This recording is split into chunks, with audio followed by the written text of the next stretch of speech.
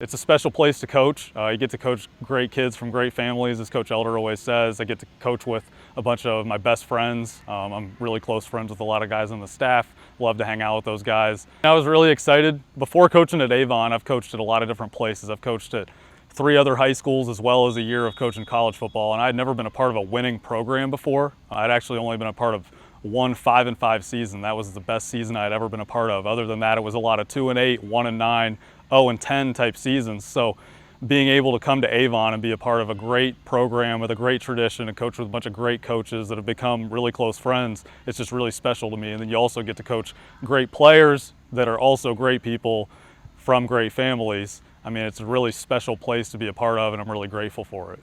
How much of a transition was that? Here you are struggling to get some W's, and now you walk into a program that it comes pretty often. Yeah, it was definitely different. The culture is just something really special. I mean, as soon as I joined the program, I could tell that it was different. The vibes are just different. Things are more organized. It's very obvious from the beginning that Coach Elder, the way that he leads and the way that the program is designed, and from the top down, everything's very well organized and well run. And in the past, not everything I had ever been a part of was that way. So it's just really special. And Friday nights are really unique at Avon because of the winning for one, but also just because you got a shot every week. You don't get to week 7, week 8, week 9, and you're just like, oh man, this is tough. We've been losing all year. When's the season going to end? It's definitely special to be able to coach deep into the year, into November, consistently pretty much every season. With the culture and with the organization and everything, how much easier does that make your job? Just to go with the X's and O's then? I mean, I wouldn't say that it's just X's and O's. You always have to build relationships with the players and build relationships with the coaches, and it's always about relationships. Like, we coach people, we coach the kids, we don't just coach football. But yeah, I mean, the X's and O's are a huge part of it. You're always trying to get your best players against the other team's worst players while avoiding the other team's best players, maybe so to speak. So those are all key aspects of the game, but it's pretty awesome. I love being a part of the program. It's really something special, and I've enjoyed growing in my role the past few years. You touched on the relationships. How important is that?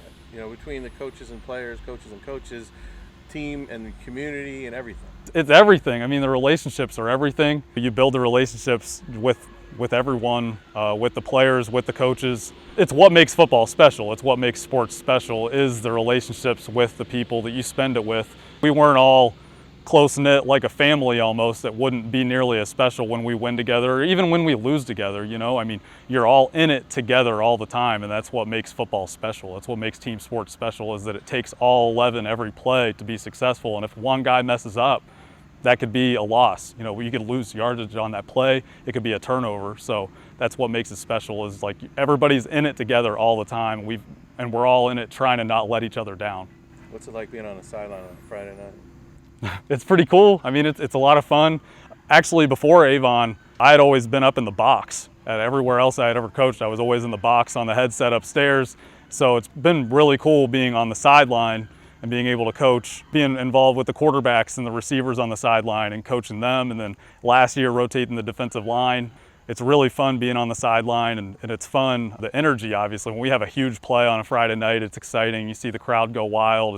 It's really special this year in 2021, obviously, having a crowd, whereas last year there was very limited crowd. Like, you could almost yell out onto the field and players could hear you before the play. So it's pretty cool this year. Being on the sideline at Avon is definitely unique.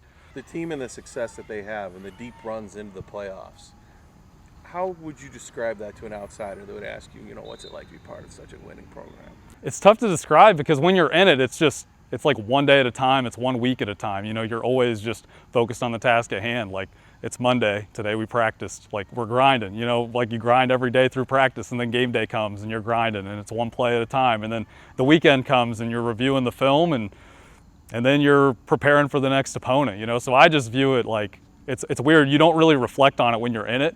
I think it's something that you reflect on maybe once the season ends, when the banquet time comes around and stuff. But when you're in it, you don't ever think about it that way, or at least I don't. I'm always just very process oriented and always focused on one day at a time. What's the task at hand? How can we get better today? And that, I think, that's just how football is in general. As long as I've been in it as a coach, you don't really look at the end result until the season's passed. It is what it is, man. Best beer on the team, always was. Because you had more color too, that's why. Exactly. exactly. That's the key. I don't know. Coach U gives me a little bit of competition, but definitely not enough. No. It's kind of weak, man. How long can it grow? I mean, it's never stopped. I have to trim it.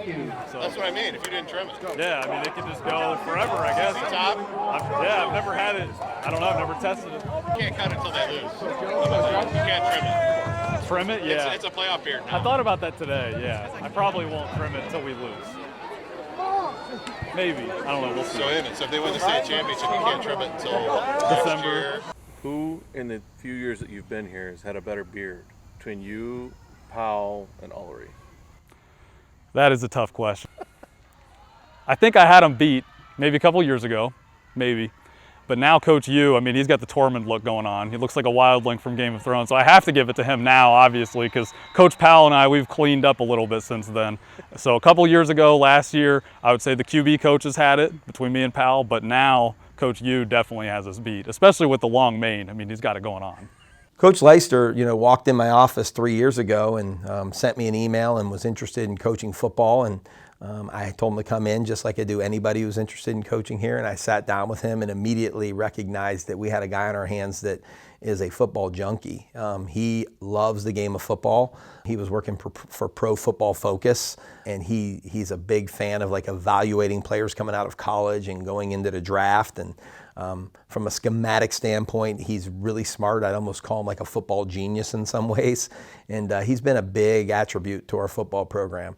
And I think he's grown as well. There's the knowledge of the game, but then it's that relational piece and getting your kids to do it and play hard. And I think he's really grown in that area of, becoming more assertive as an on-the-field coach, because behind the scenes, he's second to none. I see him a lot of times. He's got the tablet. He's talking in between series with quarterbacks or the receivers. How much of an advantage is that to have that hands-on, almost instantaneous feedback? That's something new, obviously, that's been happening now for the last 3 or 4 years, where we have the ability to watch plays, and it's been approved by the OHSAA, and you got pretty much immediate feedback of what just transpired on the field. And back in the day, there was a lot of times where, we'd be making a mistake most of the game, and then you don't see it till the next day to fix it. Now we can look back and see immediately what we did wrong. So when we leave offense and we're going to defense, our offensive coaches are studying the film and trying to make in-game corrections. And having a guy like Coach Leister looking at that film and evaluating that film and talking to our other coaches. As a head coach, I'm managing a game. I can't do that,